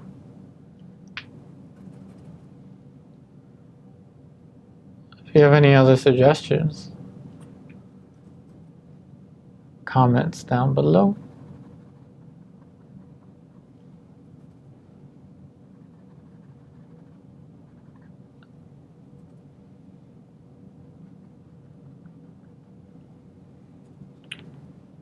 Man,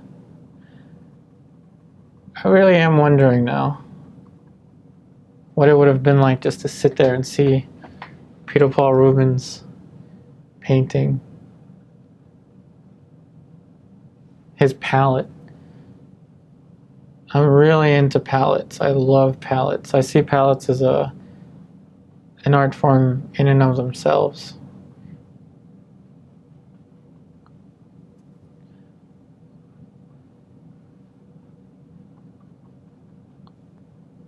Painting in more of these curls. It's going to get much softer over here.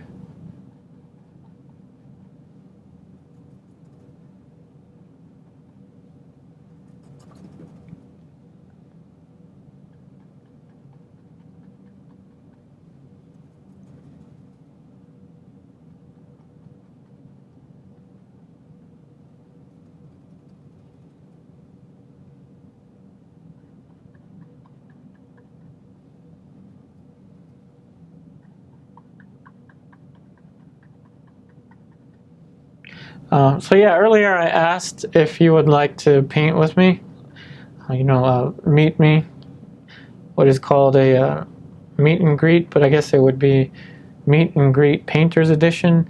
I'm gonna ask my buddy Bill in the Hood College portrait group, and if you live in the Maryland area, or you know, you would like to travel to the Maryland area to meet me, I'm going to ask him this Friday if it's okay if I can invite some of my viewers to come and paint with me. It is a Friday morning portrait group. It's at Hood College in Frederick, Maryland, and it runs It goes from 10 a.m. to 1 p.m. But I'm gonna go ahead and ask him. Of course, if you're in the area, you're welcome to come paint with us. It's just to have an actual, meet and greet kind of thing. So you know that I'm actually there, because, sometimes things happen and, So another thing about painting with a lot of paint is you have a lot of control with edge. Notice how I'm able to just go in and easily modulate these edges, meaning soften where I want to soften. And the thicker the paint, the more it flows, the more you're able to just kind of, actually that's a Sargent quote, but the thicker the paint, the easier it is to just, manipulate it, make it do what you want it to do. It takes a lot of discipline, however, to paint with a lot of paint. Before I would be so afraid to put so much paint out, to even mix with so much paint. I was, I admit, a little afraid. I didn't want to use up too much paint. But whatever I have left over here, I just put on a palette knife and stick it on a piece of glass and stick it in the freezer. And when I return to my studio paintings, I got paint.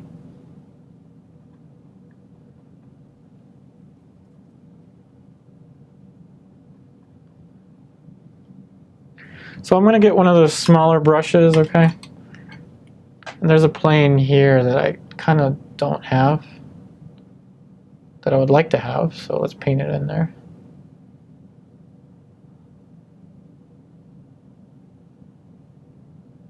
A nice and sharp edge for a plane.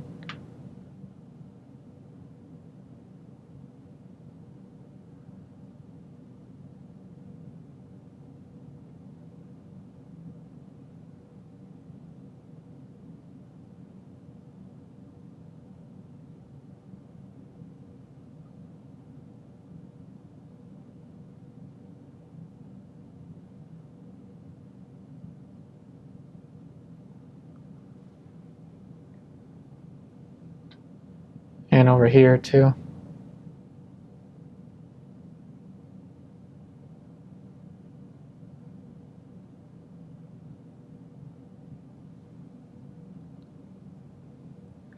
It's going to be a little bit cooler and darker around the back side of the nose.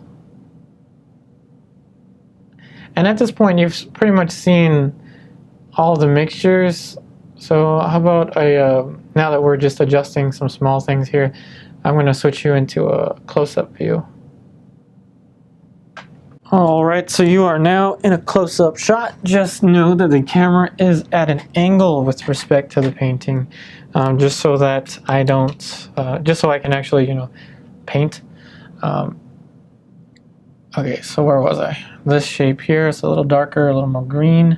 It almost looks like he used some of the color from the hair over here for the penumbra.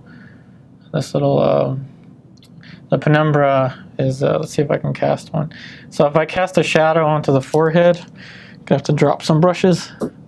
So if I cast a shadow onto the forehead, it's this little kind of disruption here along the side of the shadow.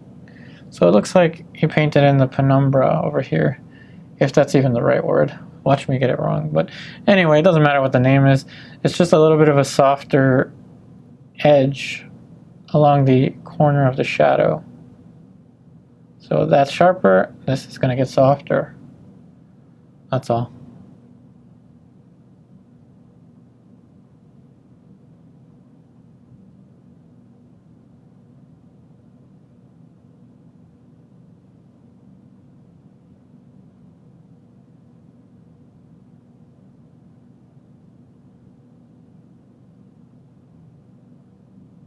So I'm missing a little bit of a dark shape on the bottom of the nose here.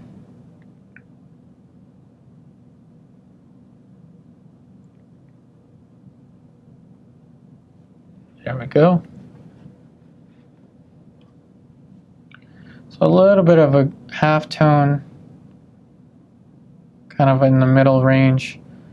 Flesh tone that's a little bit closer to greenish. We're gonna put in this tone now.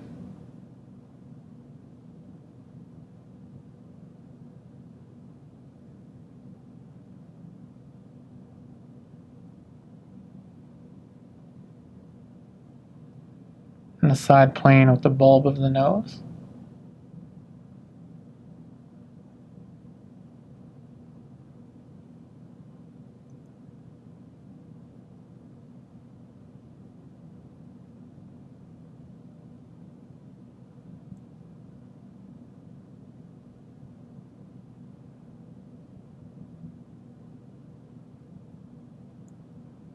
So it gets a little darker over here as it turns away from the light. I'm going to just back up and make sure I hit record. Okay. It's recording, so that's good. A bit lighter over here and sharper.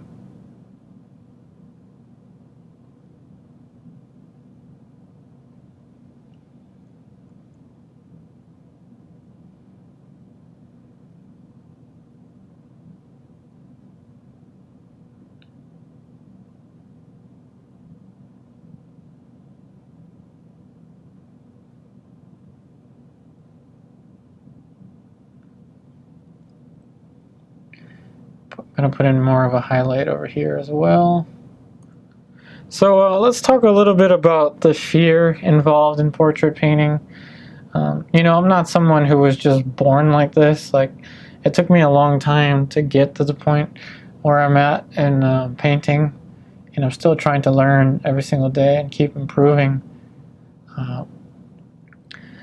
But for me, I think the scariest part is kind of the middle stages, to be honest. Now we're actually kind of closing up the forms, you know, and starting to finish the painting. So I'm a little more relaxed now. But I think what scares me the most is the middle stages, just because everything is kind of up in the air and you're just putting in your first initial planes, and it can be kind of frightening for me. So if, you know, painting portraits, you know, makes you feel a little bit uneasy sometimes, just know it's natural. You know the old saying, if it was easy, everyone would do it. Kind of applies to portrait as well.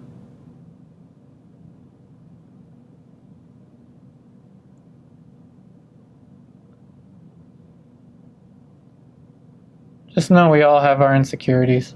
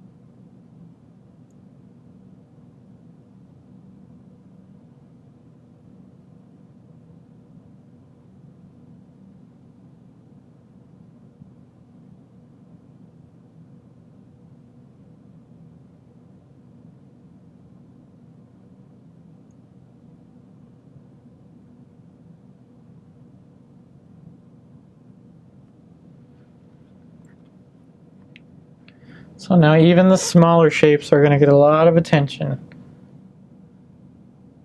So I'm probably going to be fairly quiet, as I need to put all my focus in the painting right now.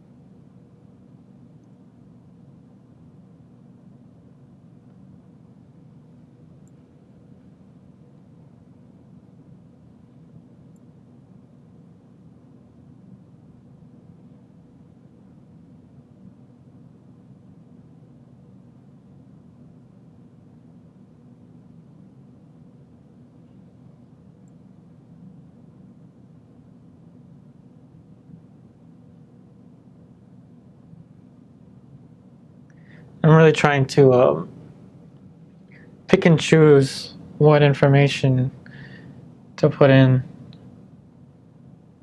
You know, do I want to even put in that little accent on the side of the eye? You know, I think it's important to show the extremities of the form. So here, I mean, Peter Paul Rubens was an exceptional draftsman or draftsperson. So it's no surprise to me that he emphasized this dark as opposed to putting a whole bunch of details in here that would have been not that important to getting the illusion of form. Rather, he was focusing in the dark lights, because this area over here really does define, you know, show the definition of the form, the curvature of the form, really the most, I'm at a loss for words, the most efficiently, okay? It shows the curvature of form very efficiently with having this halftone here.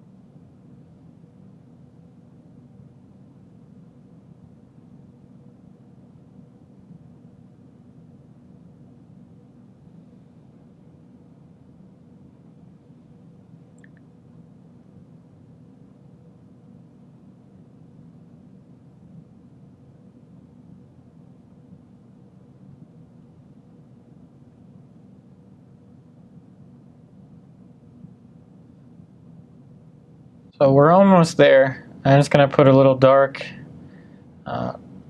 accent here for the eye. I really love how Rubens simplified this. Very simple there. Simple yet very difficult. Okay, so I'm going to stand back. Interesting. Okay, so I think that I need to push this shape out a little bit more. Luckily, I already have that color on my palette that I used for the iris. Interesting.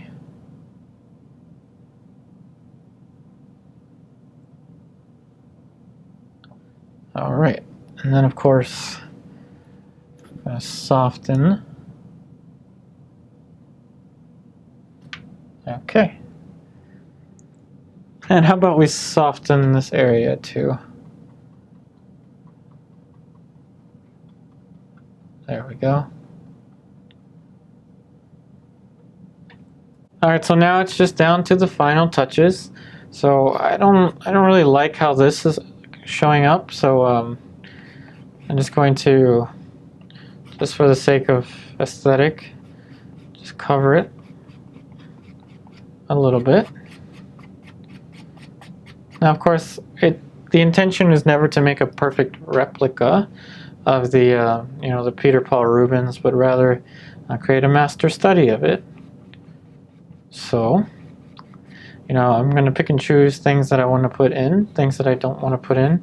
So I don't want to have too much down here, but the information that I do have, I just don't want it to stick out, and there's just a little bit of light there that was just sticking out a little too much.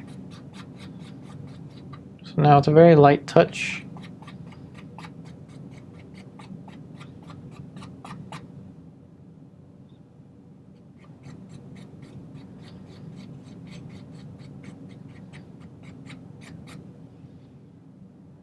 Okay, now I'm going to stand back, or I guess sit back. I think that looks all right. Now, if I can find it, where's my brush? My softening brush is missing.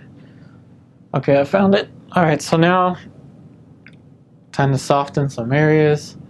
All right, I'm sitting back again. Okay, I'm going to soften over here.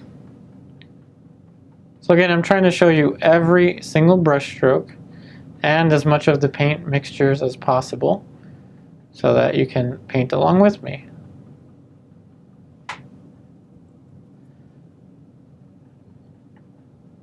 So just softening all around here. Maybe we can soften over here as well.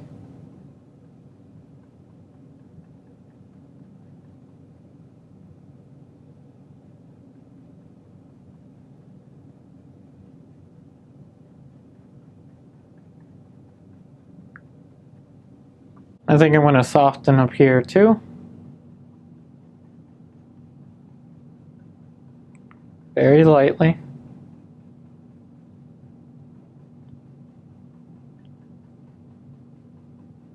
I'm going to stand back again. I think we're almost there. Almost there.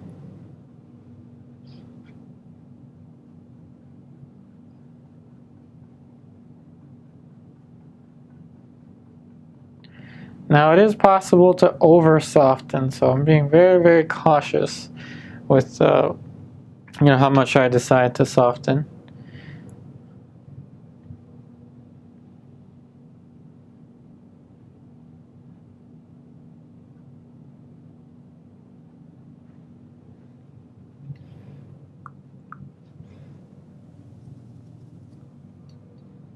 Standing back again.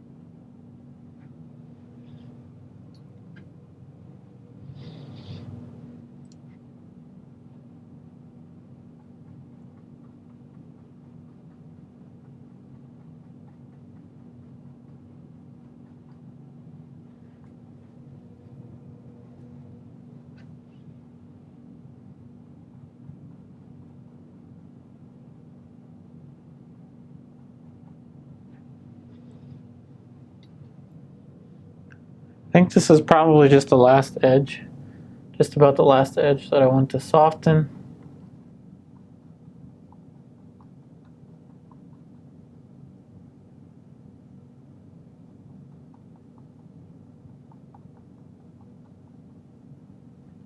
All right, I'm pretty sure that'll do it. So let me go ahead and move the camera.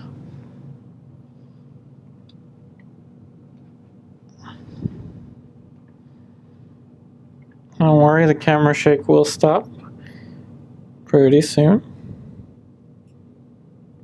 Just so you can see what it looks like with the camera pretty much front and center.